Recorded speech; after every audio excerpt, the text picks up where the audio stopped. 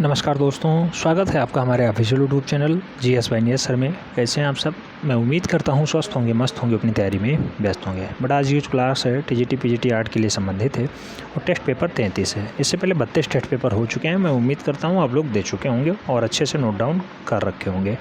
हमारा लक्ष्य है 148 फतेह करना है। इसमें सबसे ज़्यादा सिलेक्शन दिलाना। नई शिक्षक भर्ती आ चुकी है, आप जानते हैं। पदों की संख्या हालांकि कम है, लेकिन अपने कोटे में 148 पद आया है। तो 148 में हमें फाइट करनी है और ये नहीं सोचना है कि 148 आए हैं। आपको एक पद से मतलब है, ना कि 148 से। तो मेहनत करेंगे, निश्चित रूप से सफल होंगे। आइए स्टार्ट करते हैं। प्रश्न संख्या 1 कह रहा है चोलमंडल ग्राम किस राज्य में स्थित है? ऑप्शन दिया गया केरल, महाराष्ट्र, गुजरात, तमिलनाडु। सभी दक्षिण भारत के क्षेत्र दे दिए गए और चोलमंडल ग्राम आप जानते हैं दक्षिण भारत में ही पाया जाता है, लेकिन राज्य कौन सा है? तमिलनाडु है। राइट आंसर डी के साथ बन रहा है। D is the right answer. प्रश्न संख्या 2 की बात करते हैं। पूछा गया कला अभिव्यंजना है, किसने कहा था? तो कला अभिव्यंजना है कथन किसका है बेटा? क्रोंचे का है, सुजैन लैंगर का है, शेलिंग का है या फिर क्लाइव वेल्स का है? तो राइट आंसर किसके साथ जाएगा बेटा? तो कला अभिव्यंजना है, ये कहा है काश्य कला, काश्य क्रोंचे। क्रोंचे ने कला अभिव्यंजना को बताया है कि कला अभिव्यंजनावाद है। राइट आंसर ए के साथ हो जाएगा। प्रश्न संख्या 3 की बात करते हैं। पूछा गया क्रिटिकल ऑफ जजमेंट के लेखक कौन है? क्रिटिक ऑफ जजमेंट या फिर critical of judgment? Critique of judgment के लेखक कौन है बेटा? Frederick Hegel, Arthur Brand Russell, Immanuel Kant या फिर डेविड ह्यूम? तो बेटा क्रिटिक ऑफ जजमेंट को लिखने का काम किसका रहा है? इमैनुअल कांट का रहा है। राइट आंसर बी के साथ बनेगा। कुछ लोग सोच रहे होंगे ये क्वेश्चंस कहाँ से आ गया बेटा? ये PGT में क्वेश्चंस पूछा गया क्वेश्चन है। और कई बार होता क्या है कि PGT और TGT का सिलेबस तो अलग अलग है, लेकिन क्वेश्चंस कुछ ऐसे हैं जो उठा के फेंक दिए जाते हैं यहाँ पर भी। तो आपको थोड़ा बहुत यहाँ भी ध्यान देना होगा, ज़रूरी था, इसीलिए क्वेश्चन शामिल किया गया। प्रश्न संख्या 4 की बात करते हैं। पूछा गया अलंकार सिद्धांत किसने प्रतिपादित किया है? आचार्य भामा ने, आनंदवर्धन ने, भरत मुनि ने या फिर क्षेमेंद्र ने? तो बेटा अलंकार सिद्धांत को प्रतिपादित करने का काम किसका रहा है? आप जानते होंगे आचार्य भामा। राइट आंसर बनेंगे। राइट आंसर ए के साथ चले जाएंगे। A is the right answer. अच्छा, आप अपना स्वमूल्यांकन जरूर करिएगा। कितने क्वेश्चंस आपके सही बन रहे हैं कमेंट के माध्यम से जरूर छापिएगा बेटा। मैं उम्मीद करता हूँ आप लोग बहुत अच्छे से तैयारी कर रहे हैं, आप लोग सीरियसली लगे हुए हैं और निश्चित रूप से सेलेक्ट होकर ही दम लेंगे।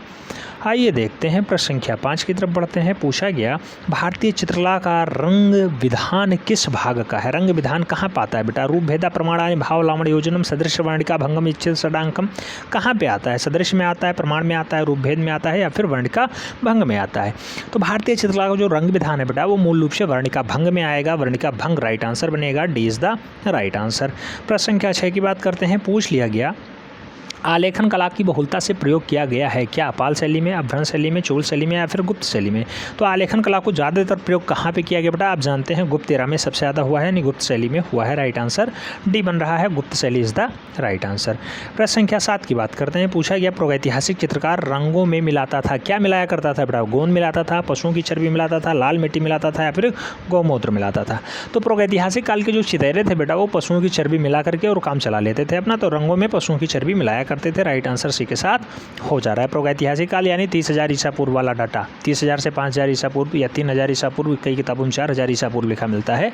उस टाइम के कलाकार जो है चर्बियों के साथ काम चलाते थे, पशुओं की चर्बी मिलाया करते थे। प्रश्न संख्या 8 की बात करते हैं। पूछा गया जल रंग का मुख्य गुण क्या है? जल रंग का मुख्य गुण क्या होता है बेटा? पारदर्शिता, अपारदर्शिता, खुरदुरे या फिर चिपचिपा? तो जल रंग का जो सबसे अच्छा गुण माना जाता है बेटा वो पारदर्शिता माना जाता है। राइट आंसर जो है ए के साथ बन जाएगा। पारदर्शिता इज़ द राइट आंसर, यानी A is the right answer.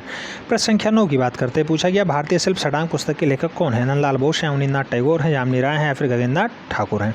तो भारतीय शिल्प षडांग पुस्तक को लिखने का काम किसका रहा है बेटा? आवनी बाबू का रहा है, जिसे हम लोग बंगाल शैली के जन्मदाता के रूप में जानते हैं। Avni Babu is the right answer, यानी C is the right answer. Data important है बेटा। भारतीय शिल्प पुस्तक षडांग पूछा गया है, इसलिए आवनी बाबू हो जाएंगे। अगर षडांग पूछा जाता तो मूल रूप से आप जानते हैं रूप भेदा प्रमाण भाव लावण योजनम सदृश वर्णिका भंगम इच्छित षडांकम किसने दिया है? यशोधर पंडित ने दिया है। पंडित यशोधर राइट आंसर बनते।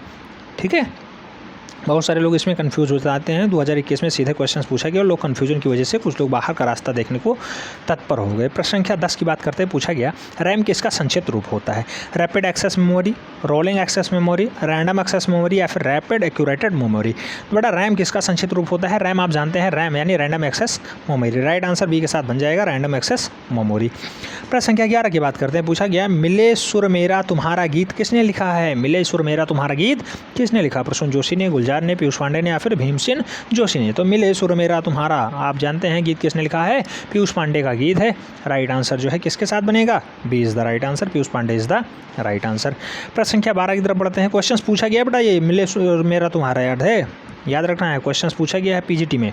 प्रश्न संख्या 12 की बात करते हैं, पूछा गया प्राचीन विक्रमशिला विश्वविद्यालय किस नगर में स्थित था, रांची में, दरभंगा में, भोजपुर में या फिर भागलपुर में। तो प्राचीन विक्रमशिला विश्वविद्यालय जो है मूल रूप से कहाँ पे था बेटा, तो भागलपुर बिहार में स्थित था। आप जानते हैं भागलपुर बिहार में पाया जाता है और मूल रूप से किसने इसे एस्टेब्लिश किया था, तो धर्मपाल ने। धर्मपाल, पाल वंश के राजा थे धर्मपाल, वही मूल रूप से भागलपुर में पहले विक्रमशिला विश्वविद्यालय को एस्टेब्लिश करवाते हैं। राइट आंसर डी के साथ हो जा रहा है, भागलपुर कहाँ पे है, बिहार में है।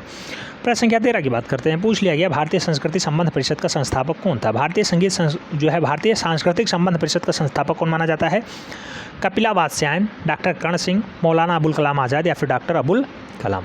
तो बेटा भारतीय सांस्कृतिक संबंध परिषद को जो है एस्टेब्लिश करने का काम मोहम्मद कलाम का रहा है। तो राइट आंसर जो बनेंगे वो कौन बनेगा, मोहम्मद कलाम बनेंगे। मोहम्मद कलाम यानी मोहम्मद अबुल कलाम आज़ाद।